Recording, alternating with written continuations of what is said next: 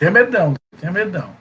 Tem medão que prisão em flagrante é bom saber o que é, para poder aplicar direitinho. Queridos, sejam todos muito bem-vindos, espero que tenham tido uma feliz Semana Santa, tranquila, em paz, com saúde. Nós vamos seguir no estudo que nós começamos na terça-feira da semana passada, né? Nós começamos a falar de prisões. Nós falávamos na terça-feira passada sobre os aspectos constitucionais da prisão.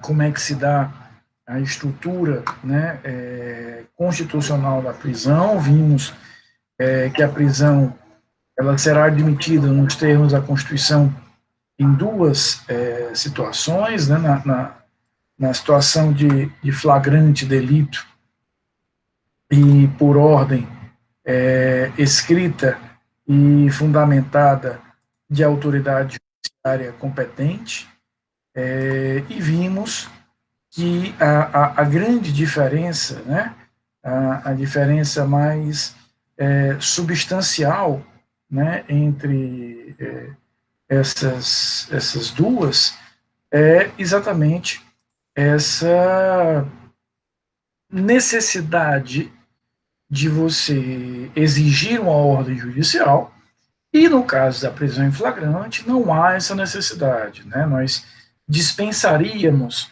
essa ordem judicial. Então a Constituição delimita essas duas possibilidades de prisão, indicando que a primeira delas é a prisão em flagrante, essa que não precisa de ordem judicial. Então o controle judicial sobre a prisão em flagrante é um controle sempre posterior, né? É um controle que eu vou fazer depois daquele determinado evento, depois da realização da prisão em si. A gente pode dizer que no caso da prisão em flagrante, há uma incidência direta entre a norma e a situação fática, né? O Código de Processo Penal define, como a gente vai ver daqui a pouco, em que hipóteses pode acontecer aí a prisão em flagrante. Eu vou olhar para aquela situação fática, eu vou olhar para aquele evento fático, vou ver se há uma correspondência na legislação processual penal e faço o flagrante, né?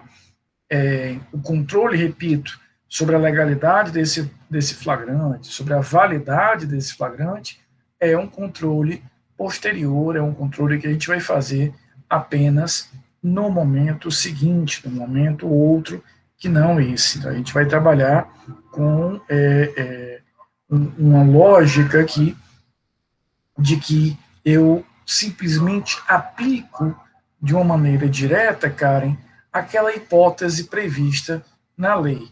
Então, como é que a gente tem a estrutura da prisão em flagrante? A Constituição autoriza a prisão em flagrante. Repito, nós conversamos sobre isso na semana passada. Ela permite, ela faculta a prisão em flagrante, ela autoriza a prisão em flagrante e ela reserva a norma infraconstitucional, mais especificamente o Código de Processo Penal, a descrição, a delimitação, a narração do que efetivamente a gente vai considerar como flagrante. Então, a Constituição fixa, né, a possibilidade macro de realização daquela prisão em flagrante, mas ela não diz, para a gente usar uma linguagem bem direta, ela não diz, ela não nos informa o que é que ela considera como um flagrante. E isso nós vamos ter que observar na norma infraconstitucional, mais especificamente, né, mais diretamente, no Código de Processo Penal, como a gente vai ver hoje, né? Então, a gente vai conversar hoje exatamente sobre essas hipóteses, essas circunstâncias, essas situações do flagrante. O primeiro artigo que trata do flagrante é o artigo 301, né? E ele já vai nos dizer aqui algo muito importante, né? A gente vai entender, né, dentro dessa lógica, quem é que efetivamente pode realizar a prisão em flagrante. Então, veja que ele diz: qualquer do povo poderá, e as autoridades policiais e seus agentes deverão prender em flagrante, prender quem quer que seja encontrado em flagrante delito. Aqui nós temos as duas primeiras espécies de flagrante, né, as duas primeiras espécies da prisão em flagrante, que a doutrina vai nos apontar. O primeiro deles é o chamado flagrante obrigatório. Flagrante obrigatório é esse das autoridades policiais. E eu tenho o chamado flagrante facultativo, que é o flagrante esse qualquer do povo. Então eu tenho aqui o flagrante facultativo, que é essa ideia de que qualquer pessoa, Levi, presenciando uma situação que se encaixa aí na flagrância, vai efetivamente ser autorizado a fazer essa prisão, e as autoridades policiais. Muito bem, aqui eu queria separar duas coisas que são importantes. Primeiro, quando a gente fala aqui, e as autoridades policiais e seus agentes deverão, houve uma mudança bastante importante, Vinícius, nas últimas décadas, na verdade, para entender que essa estrutura aqui, né, deverão, essa imposição, esse dever, ele só faz sentido, ele só terá, de fato, sentido se e quando, né, aquela autoridade policial estiver de serviço. Havia uma construção anterior, Karen, que sinalizava, que dizia que as autoridades policiais, elas estavam 24 horas por dia como autoridades policiais. Então, alguns defendiam a ideia de que o policial deveria ali a todo momento atuar como policial e, consequentemente, ele teria essa obrigação. Então, se ele estivesse, por exemplo, um sábado à noite com a família ali no momento de lazer, no momento de recreação, inclusive, é o novo, né? Meu Deus, que coisa mais antiga. Aí nós vamos ter um momento de recreação. É uma coisa bastante ultrapassada.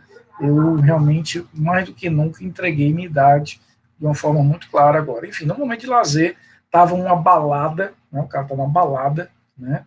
Ali com o crush dele, e presencia um fato.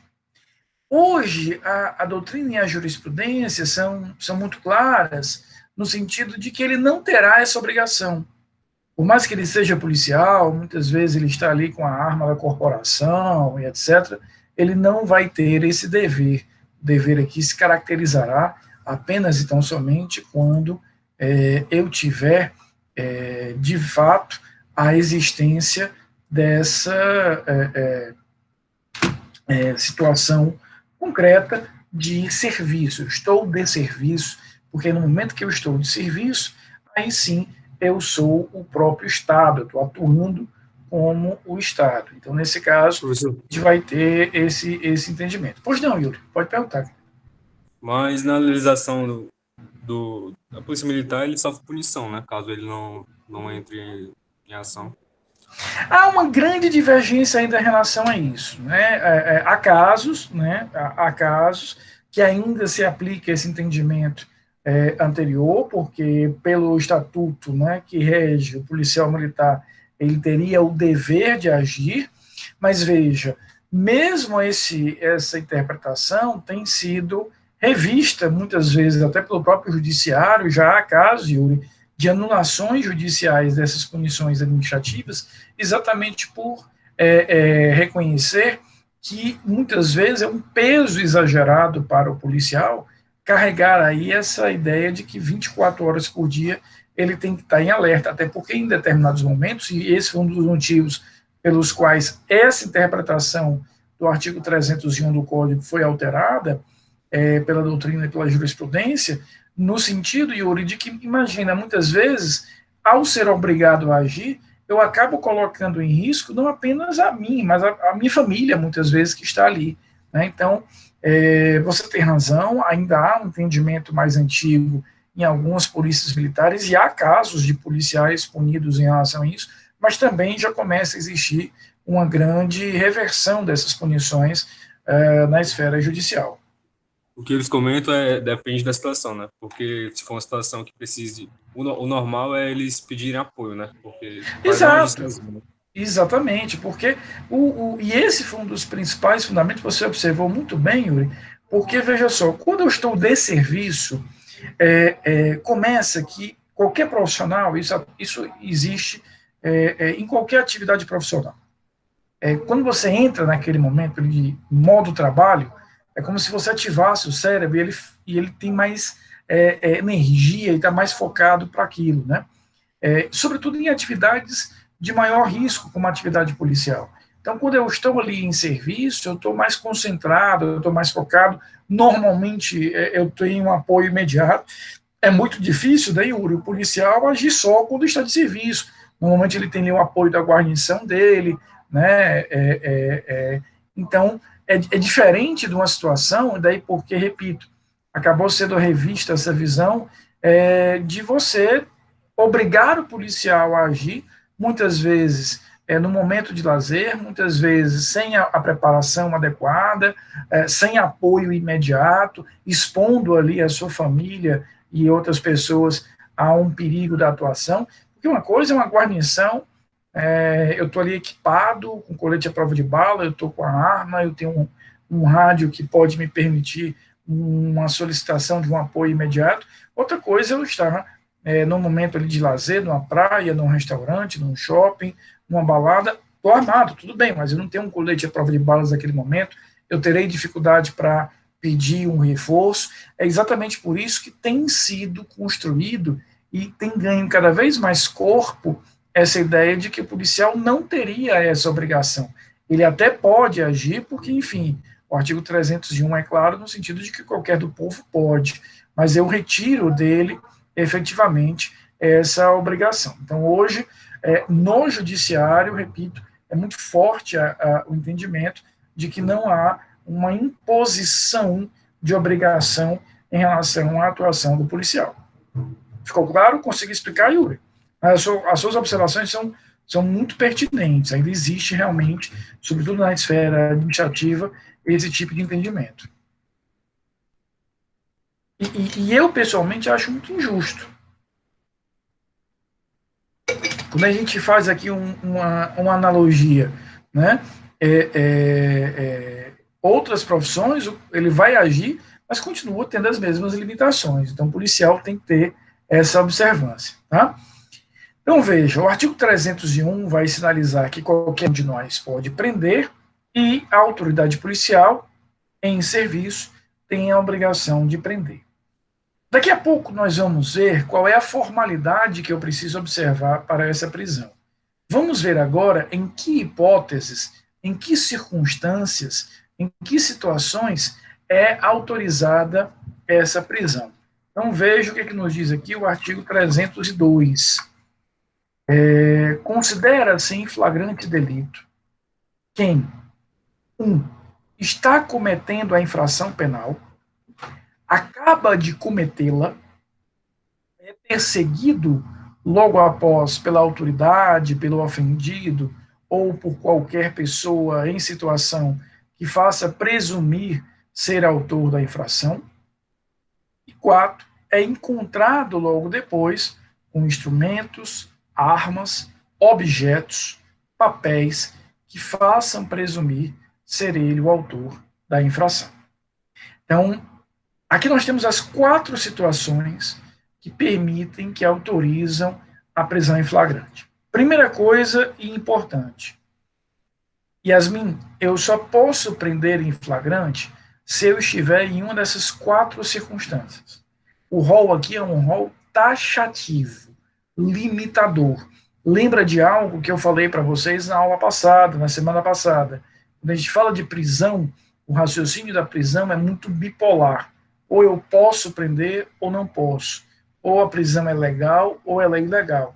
E como a gente está partindo da regra que é a liberdade, né?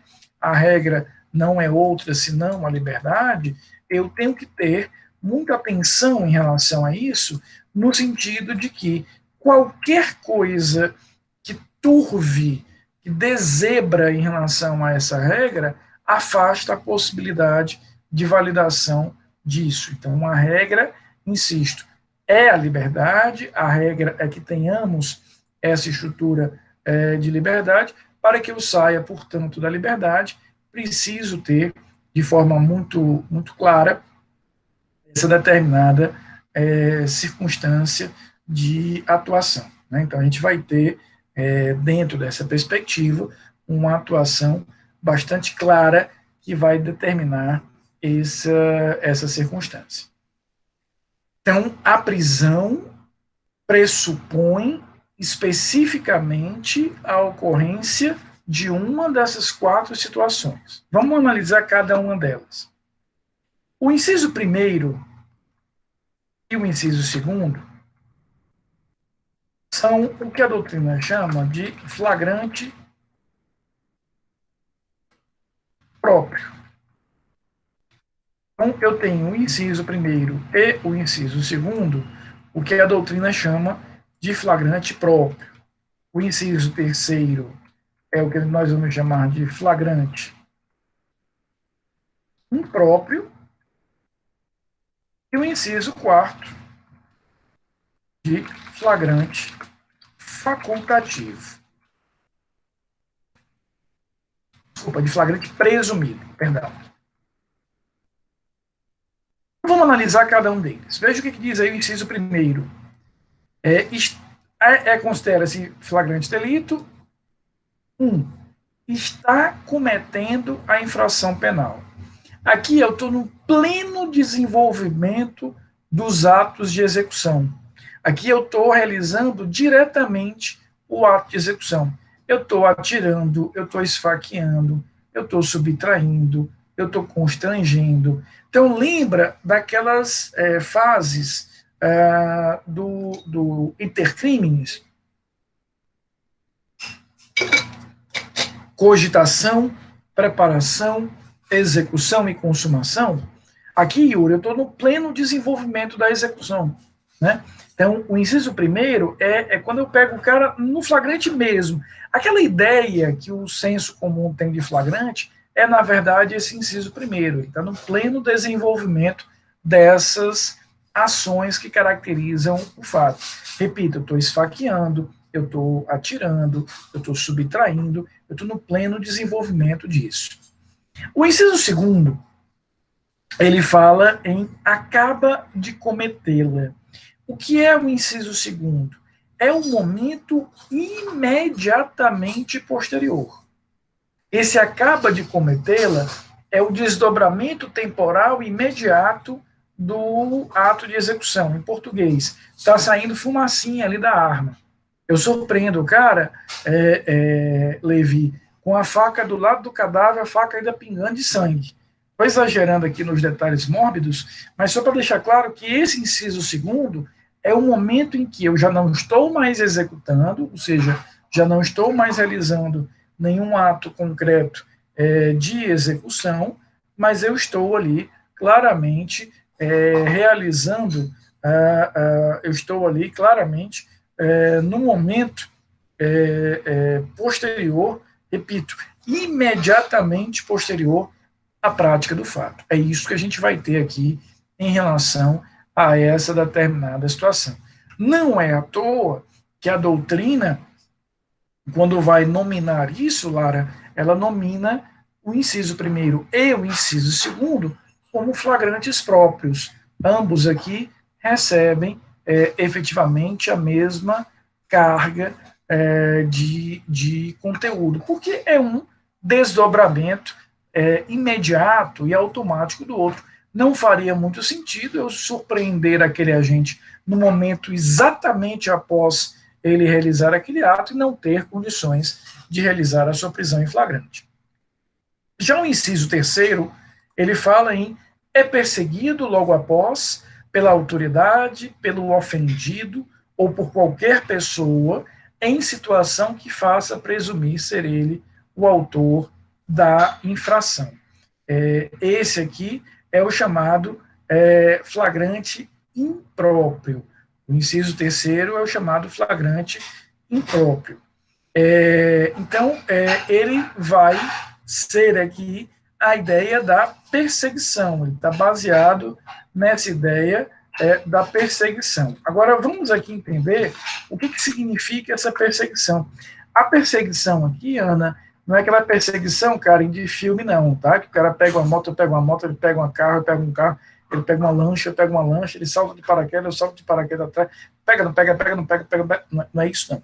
Tá? Essa perseguição aqui não é aquela perseguição do cara correndo e eu correndo atrás. A perseguição, claro, é a realização de atos, de diligências, né, concretas, para localizar aquele agente, mas eu não preciso fisicamente, Uri, estar correndo atrás dele, né? Eu posso estar realizando uma série de diligências aqui para localizá-lo. Agora, o que é o ponto fundamental do inciso terceiro? Essencial. Essa perseguição não pode sofrer qualquer tipo de interrupção. A perseguição, ela não pode sofrer qualquer espécie de interrupção. Então, quando eu falo aqui em perseguição, eu estou falando numa perseguição que tem efetivamente que seguir uma estrutura contínua, né? O que significa isso? Quando eu inicio a perseguição, eu tenho efetivamente que seguir com ela. Se há uma interrupção da perseguição, se por algum motivo, se de alguma maneira eu resolvo interromper, acabar com aquela perseguição, acaba automaticamente a situação de flagrância. E aqui a gente vai ter um elemento muito importante. Existe uma ideia, eu já te ouço, Enzo, existe uma ideia muito firme, muito forte, muito decisiva, por assim dizer, no senso comum, de que eu teria que fugir por 24 horas para me livrar do flagrante. Ou seja, se eu fujo em 24 horas, me livrei completamente do flagrante. Isso não existe. Tá? Isso é uma ficção, isso é um equívoco que a gente vai ter no senso comum. Essa realidade, ela efetivamente não é verdadeira, né? Porque não existe um prazo limite máximo para que eu deixe de estar em flagrância. Porque, veja só, imagina que eu comecei a perseguição. Essa perseguição durou ali 4 ou 5 horas e eu desisti de perseguir, de seguir perseguindo. Com isso, desapareceu o flagrante. Acabou o flagrante. Não há mais flagrância ali. Agora, se eu seguir em atos de diligência, perseguindo por 1, 2, 10 dias, enquanto aquela perseguição não for interrompida, vai existir flagrante. E essa perseguição não precisa ser feita, obviamente, pela mesma pessoa. O que importa é que ela tenha continuidade. Então, imagina, por exemplo, que a polícia começou a perseguir. Passou um dia inteiro perseguindo, tentando localizar onde estava o agente, vai num lugar, vai em outro local, faz uma diligência acolá, e a polícia diz, olha, nós não vamos mais seguir com essa perseguição, não vou realizar mais atos. E aí a vítima, por meios próprios, utilizando de meios próprios, diz, pois eu vou continuar com a perseguição. Veja, não houve interrupção, Eu apenas mudei o agente que estava realizando aquela perseguição. Ela continua válida e enquanto ela perdurar, haverá ainda flagrante. É por isso que aquela ideia dos 24 horas não se sustenta. E repito, se eu interromper definitivamente a perseguição ali 3, 4 horas depois do fato, desaparece o flagrante. E se eu seguir com essa perseguição por dias, de forma ininterrupta, realizando diligências concretas, eu tenho essa perseguição válida, portanto, eu tenho o flagrante válido. Pode perguntar, Enzo. Professor, o senhor viu que foi aprovado recentemente um novo ato normativo que tipificou a conduta de stalking no Código Penal? Vi. É essa mesma ideia, né, professor? A mesma ideia, né? A diferença, né, que aqui a gente está falando de uma perseguição lícita, né, de uma perseguição lícita em que eu estou desenvolvendo a perseguição para localizar o agente criminoso. Aquela perseguição lá do stalking é aquela perseguição em que eu persigo alguém de forma compulsiva, obsessiva, intensa, né, comprometendo muitas vezes a paz, a tranquilidade. São coisas distintas, né? Aqui a gente está falando de um ato realizado pela polícia ou pela própria vítima para tentar localizar o agente que praticou aquele determinado fato considerado criminoso, e lá na tipificação advinda agora no Código Penal, né, que veio no final da semana passada, a gente tem uma lógica distinta, que é o crime realmente de que eu estou ali a perseguir, né, de forma compulsiva, agressiva, intimidatória, né, uma pessoa. Eu vi um caso, até foi relatado na imprensa no ano passado, eu vi na Folha de São Paulo, era um caso no interior de São Paulo, em que aquela história de relacionamento, o cara acabou o relacionamento, não sei o quê, e o cara enviou para a ex-namorada, em 24 horas, mais de 2.000 mensagens de texto. Né? Isso é um exemplo do que poderia vir a configurar aí o tal do stalking. Né? Mas são cenários distintos. Mas vem em boa hora. Na verdade, era um vazio legislativo que realmente precisava ser preenchido. O inciso 4º, que é a última das hipóteses de flagrância, fala em encontrado logo depois com instrumentos, já tirou, senhor, instrumentos, armas, objetos ou papéis que façam presumir ser ele o autor da infração. Eu costumo brincar aqui com o inciso 4º de que ele não que é o flagrante, Larissa, do azar. O que eu tenho aqui, Larissinha? Eu não estou te perseguindo, eu te encontrei. O que é isso? Azar. Falta de sorte. Né?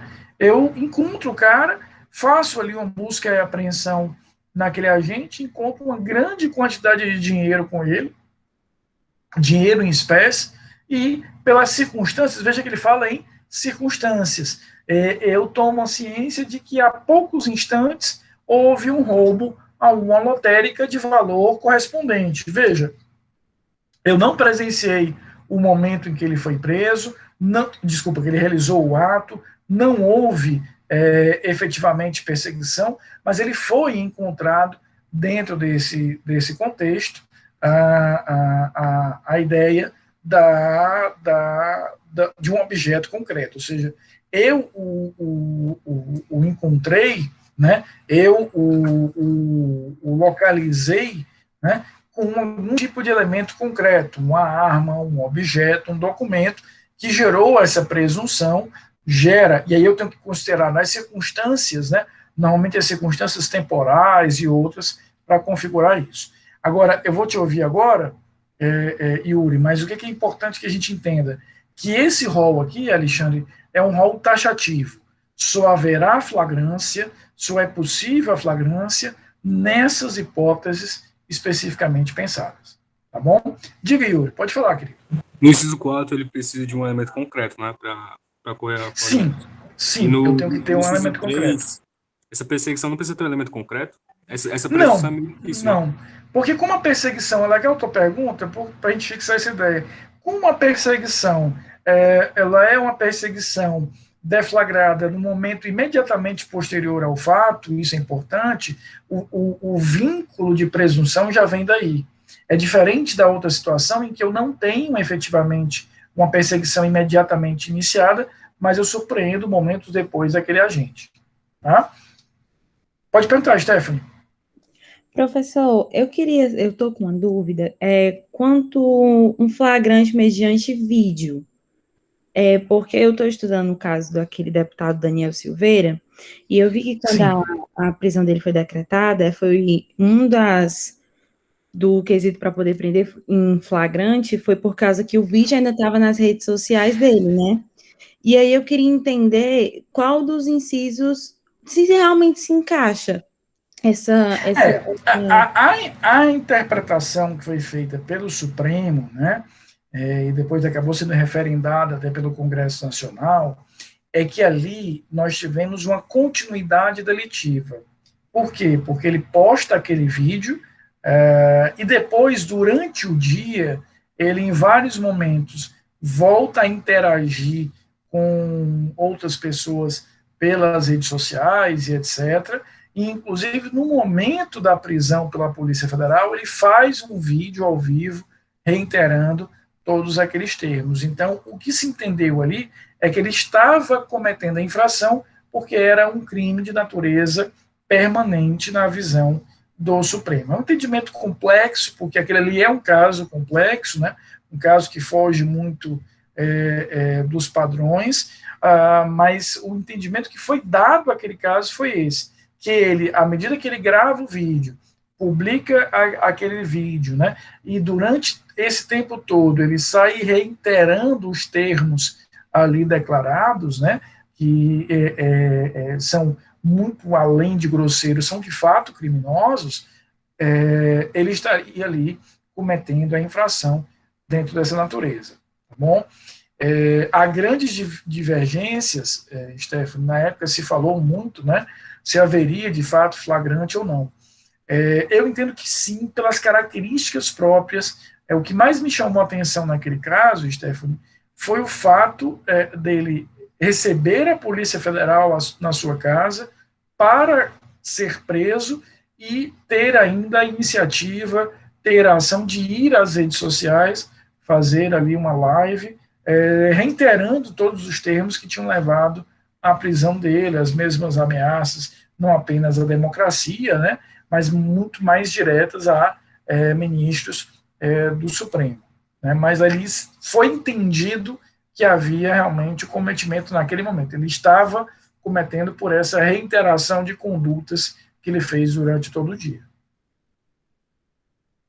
Tá claro?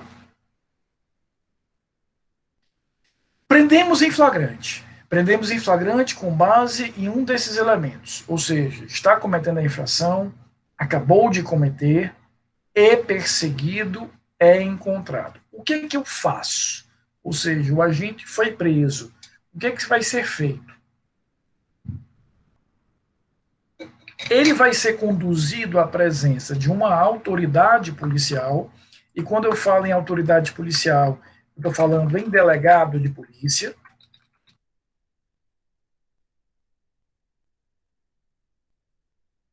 aqui, delegado de polícia civil ou federal. Quando o Yuri for delegado de polícia federal, ele vai receber lá aquela situação de flagrância. Qual vai ser a obrigação do Yuri naquele momento? Fazer a lavratura do auto de prisão em flagrante. Então, o auto de prisão em flagrante é efetivamente o elemento de formalização, vejam só, do flagrante. A prisão em flagrante, ela é um fato, ela é um acontecimento. Eu presenciei aquele evento, prendi aquele sujeito. O que eu faço com ele? Eu devo imediatamente apresentá-lo à autoridade policial. E essa autoridade policial vai fazer a lavratura do auto de prisão em flagrante. Então, esse documento chamado auto de prisão em flagrante é o elemento que dá forma, que formaliza efetivamente a prisão. Então, veja o que diz aí o artigo 304 Apresentado o preso à autoridade competente, leia-se autoridade policial, ouvirá esta o condutor e colherá desde logo sua assinatura, entregando a este cópia do termo e recibo de entrega do preso. Em seguida, procederá à oitiva das testemunhas que o acompanharem e ao interrogatório do acusado sobre a imputação que lhe é feita, colhendo após cada oitiva suas respectivas assinaturas, lavrando a autoridade, afinal, o termo. Então, o auto de prisão em flagrante, ele é efetivamente o documento através do qual, né, nós vamos realizar a formalização, nós vamos dar forma a essa prisão. E quem é que vai ser ouvido aí pelo delegado? Bem, primeiro ele vai ouvir o condutor.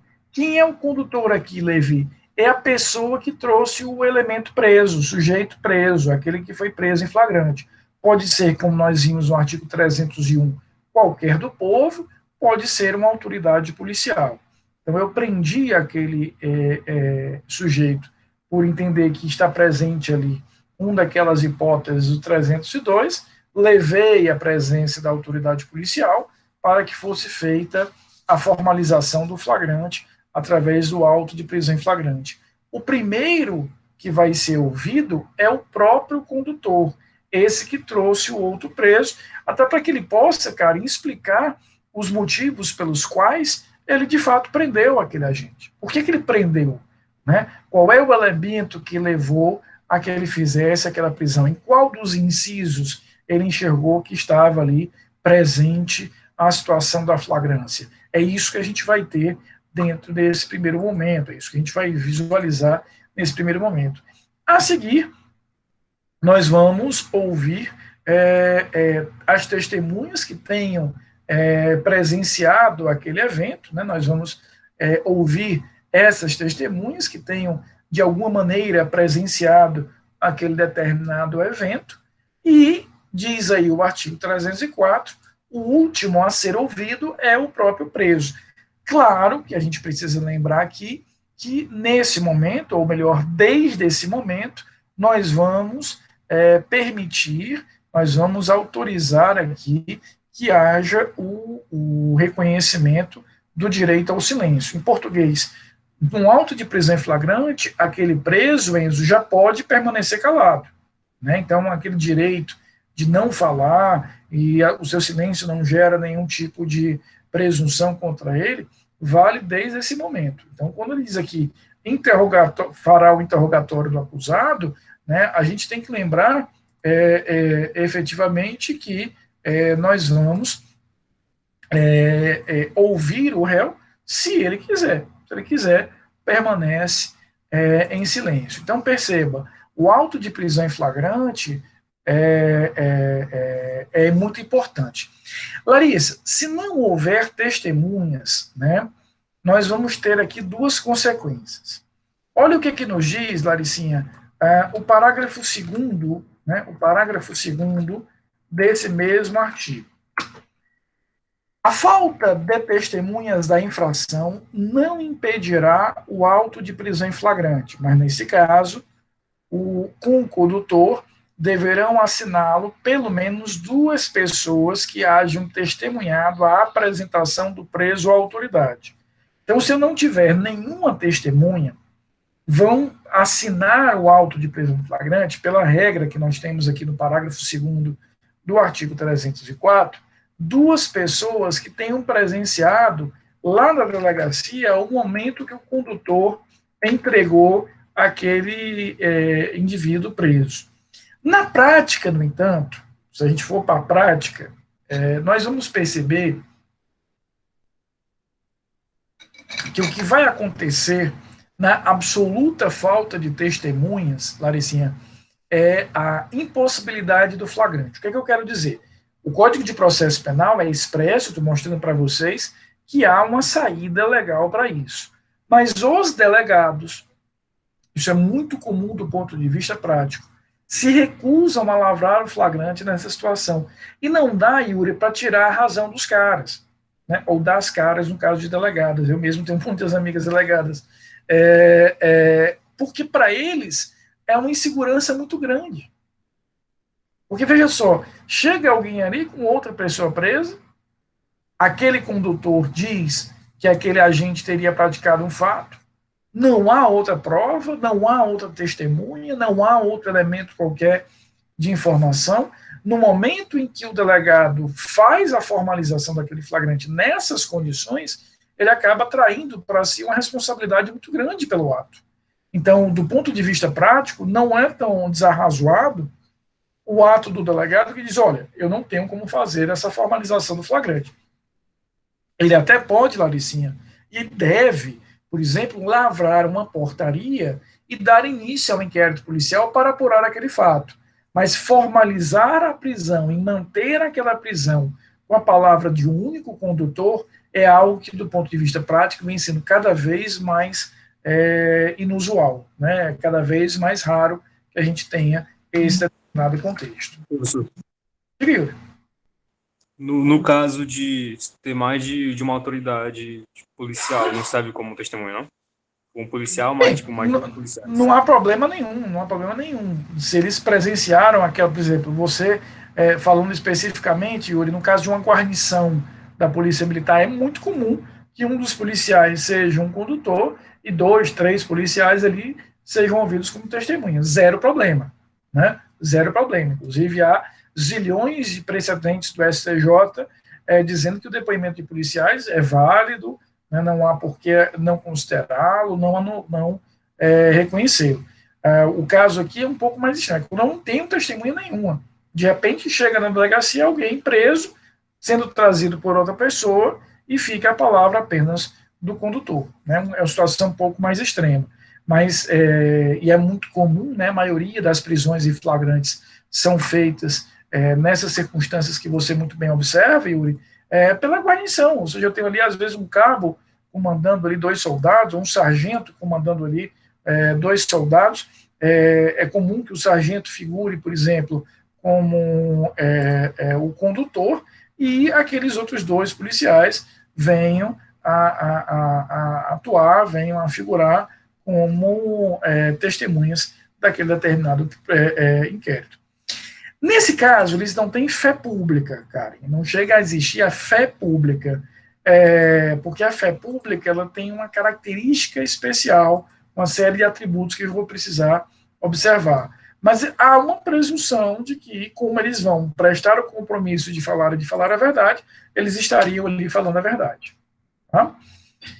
Fiz a ocupação da prisão em flagrante, ou seja, realizei a prisão em flagrante. Diga isso, pode pegar aqui. Professor, deixa eu fazer uma perguntinha a respeito do caso do Daniel Silveira, porque realmente é um caso muito interessante. Quem poderia ser arrolado como testemunha nesse caso do Daniel Silveira? Veja, naquele caso ali, como nós temos uma publicação expressamente pública, né, bastante pública, né, qualquer daquelas pessoas que assistiu ali a aqueles vídeos poderia. No caso concreto, como houve uma guarnição, né, uma equipe de ser mais técnico da Polícia Federal indo até lá, acabaram que os policiais, aí eu volto um pouquinho àquela pergunta do Yuri, foram ouvidos naquela condição, até para presenciar e para testemunhar aquele momento que, repito, eu reputo o mais grave, em que ele, já com a ordem de prisão, já com a presença da Polícia Federal na sua residência, ainda gravou um vídeo, publicou e etc. Né? Seria nesse cenário. Entendi. Obrigado, professor. Aquele caso é realmente um caso muito complexo por vários motivos. Primeiro, porque temos a aplicação, né, e há grandes discussões ainda que precisam ser travadas e resolvidas no Brasil sobre a própria validade da chamada Lei de Segurança Nacional, né? É uma lei feita na época da ditadura militar, então se ainda é válida ou não, tem grandes questões aí a serem tratadas. Então, ali realmente é uma questão complexa, porque já parte de uma norma que sobre ela há grandes contestações, porque, repito, ela de fato é feita no momento de um governo de exceção, né? E a própria dinâmica da prisão de um parlamentar federal que ela é muito amarrada no termo da descrição constitucional, né? E há uma lógica para isso, até para preservar, obviamente, a atuação daquele parlamentar federal. Então, é por isso que a Constituição faculta ou autoriza a prisão apenas nos casos extremos, onde eu visualize ali claramente a existência de uma situação de flagrância. Uma vez feita a prisão em flagrante, né, essa prisão será comunicada ao juiz. Veja o que diz aí o artigo 310. Após receber o auto de prisão em flagrante, no prazo máximo de até 24 horas após a realização da prisão, o juiz deverá promover a audiência de custódia com a presença do acusado, seu advogado constituído ou membro da Defensoria Pública e membro do Ministério Público. E nessa audiência, o juiz deverá fundamentadamente, ele dá aqui as opções. Então, vejam só, depois que eu faço, né, depois que a autoridade policial faz a lavratura do flagrante, depois que ele realiza efetivamente ali o flagrante, ele vai comunicar, ele vai enviar esse auto de prisão em flagrante para o juiz e o juiz fará a audiência de custódia. Vocês estão vendo aí que o caput do artigo 310, e esse caput foi reescrito dessa forma, com o chamado pacote anticrime, que é a Lei 13.664, de 24 de dezembro de 2019, ele determina, né, vocês, repito, estão lendo aí no caput do 310, que essa audiência de custódia seja realizada em até 24 horas. O STJ, Enzo e Levi, ele já entendeu que o fato de eu não realizar a audiência de custódia nessas 24 horas não representa ilegalidade. Tá? Assim como o STJ vem entendendo que a ausência da audiência de custódia, por si, não gera ilegalidade da prisão. Então, o STJ diz o seguinte, olha, a audiência de custódia é a regra é que ela tem que ser feita o mais rápido possível, mas se por alguma circunstância motivada, justificada, eu não fizer nas 24 horas, ou mesmo eu não fizer a audiência de custódia, mas o juiz apreciar naquele momento e decidir um desses três caminhos, não haveria ilegalidade. Então, por exemplo, nós estamos vivendo um momento muito atípico, né? Um momento de uma pandemia, de virtualização das atividades. Nós tivemos um momento, vocês devem se recordar, tristemente, né, em 2019, antes dessa loucura toda que nós estamos vivendo, logo no começo de 2019, que foram aquelas ações contra autoridades públicas, prédios públicos, movidos pelo crime organizado no Ceará, né? Repito, nós no Ceará temos vivido aí, pelo menos nos últimos 2 anos, momentos difíceis, né? Tivemos aquelas ações no começo de 2019, depois no começo de 2020 tivemos aquele motim da Polícia Militar, depois toda essa questão da pandemia. Uma hora passará, mas realmente esses últimos anos foram complexos aqui no nosso estado. Então, durante aquele período, né, em que houve até necessidade de reforço de tropas do Exército, tropas da Força Nacional, foram suspensas as audiências de custódia, não havia segurança para realizar, e o STJ, naquele momento, disse, olha, havia um motivo justificável para a não realização das audiências. O que não pode haver, Karen, é a não apreciação do juiz em relação ao que fazer com aquele preso. Deixa eu explicar de uma outra maneira. O cara foi preso em flagrante, foi feita o auto de prisão em flagrante, mandei para o juiz. O que é o normal, o que é a regra legal? Faço a audiência de custódia, nessa audiência de custódia ouço a defesa, ouço o Ministério Público, e aí o juiz vai decidir se relaxa a prisão, por considerar que ela é ilegal, se vai converter aquela prisão em prisão preventiva, ou se concede a liberdade provisória. A liberdade provisória será concedida, a gente vai estudar isso na semana que vem, quando eu perceber que a prisão ela é legal, mas desnecessária. Então veja que o artigo 310 dá ao juiz 3 caminhos, né? Ele dá aqui 3 caminhos dentro dessa história. O que a gente vai ter? De um lado, eu tenho efetivamente a figura do relaxamento, desde que eu visualizo uma ilegalidade na prisão. Uma outra possibilidade é a decretação da prisão preventiva, e uma outra, a liberdade provisória, quando eu entender que aquela prisão ela é necessária, ela é legal, porém desnecessária. Então, a regra é que essa decisão do juiz seja tomada na audiência de custódia, mas não sendo, eu posso efetivamente realizar em outro momento, desde que eu justifique isso. Tá claro? Alguma dúvida até aqui? Para finalizarmos, vamos ver aqui algumas espécies de flagrante que a doutrina sinaliza. Professor, pode falar, Enzo. O senhor pode só diferenciar de novo para mim o inciso 2 do inciso 3, por favor? Claro, só um minutinho. O que nós temos no inciso 2? O juiz, eu passei mais ou menos rápido por aqui, Enzo, não foi à toa, é que na próxima aula, depois de amanhã, a gente vai falar de prisão preventiva, então vou voltar ao inciso 2º.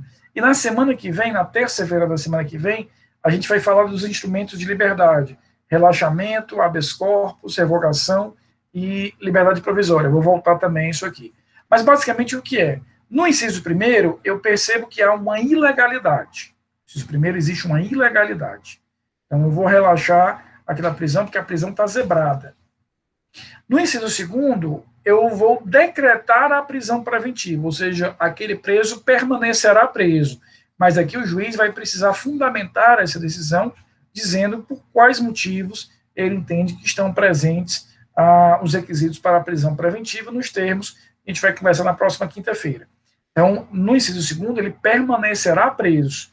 No inciso 3º, da liberdade provisória, ele vai ser solto, mas por que ele está sendo solto? Não é porque o juiz entendeu que a prisão é ilegal, mas ele entendeu que a prisão ela era legal, mas que eu poderia, por exemplo, soltar mediante o pagamento de uma fiança, por exemplo. A gente, vai conversar sobre isso um pouco mais na frente.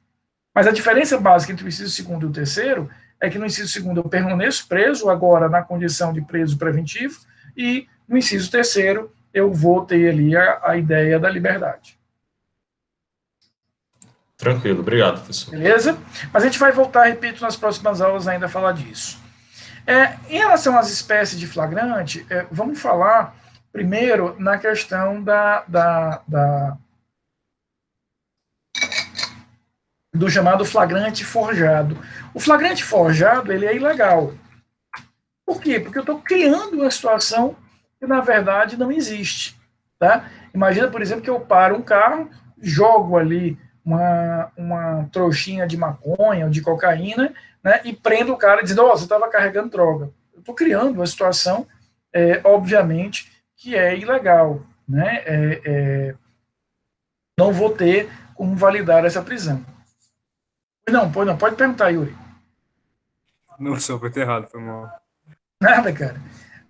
Eu tenho também o chamado flagrante preparado, que é quando eu estimulo a prática do crime. Isso também será ilegal. Né? Na hora que eu chego para um cara e digo, você vende drogas? O cara diz, vendo sim, deixa eu ir pegar, e aí o cara vai e pega, quando volta eu prendo. Isso também é ilegal, porque de alguma forma eu estimulei aquele determinado flagrante. É diferente da figura do flagrante esperado. Esse aqui é diferente, aquela figura da tocaia, né? Eu sei que aquele cara vende drogas, eu não interfiro, eu não vou ali me meter, eu efetivamente vou apenas, de alguma forma, de alguma maneira, ter uma observação do que está acontecendo, né?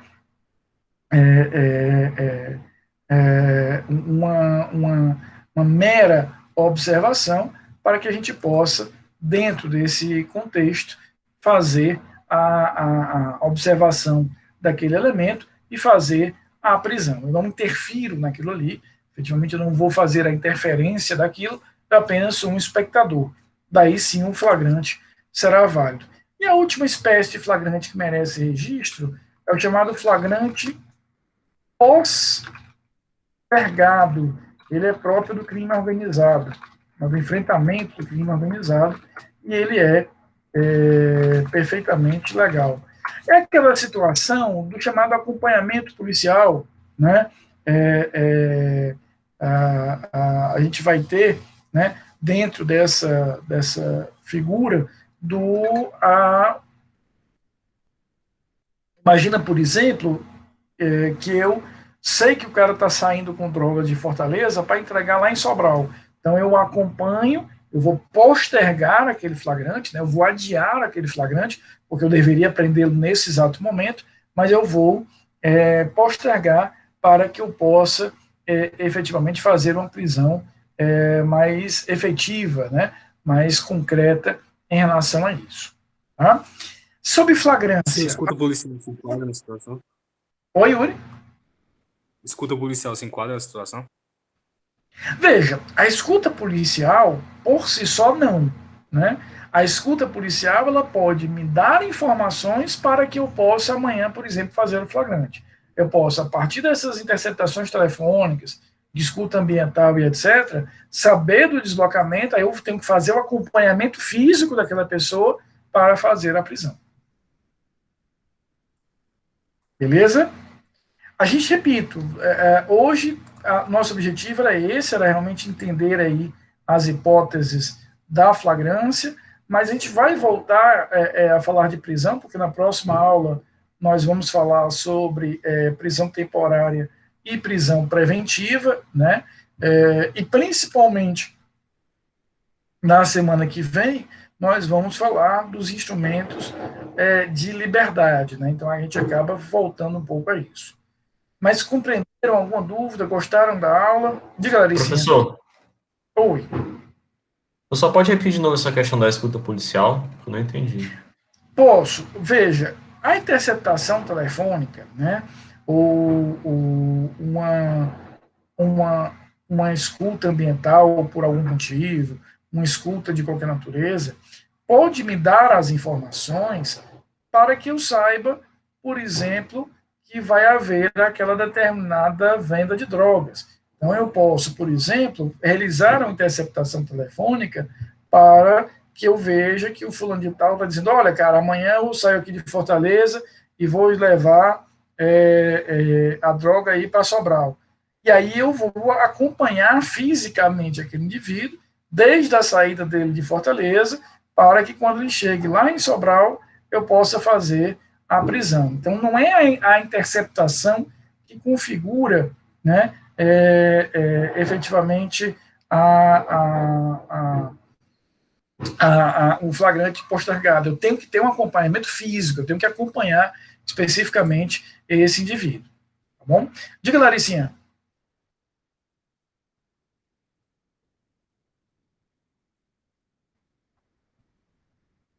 Exatamente, exatamente. No postergado, eu vou ter a certeza quando chegar lá e fizer efetivamente a prisão. Tá bom? Gostaram da aula? Tá tranquilo? Repito, na próxima quinta-feira a gente vai falar de prisão preventiva e de prisão temporária. Tá bom? Queridos, fiquem bem, se cuidem e a gente se encontra na próxima quinta-feira, se Deus quiser. E ele vai querer que ele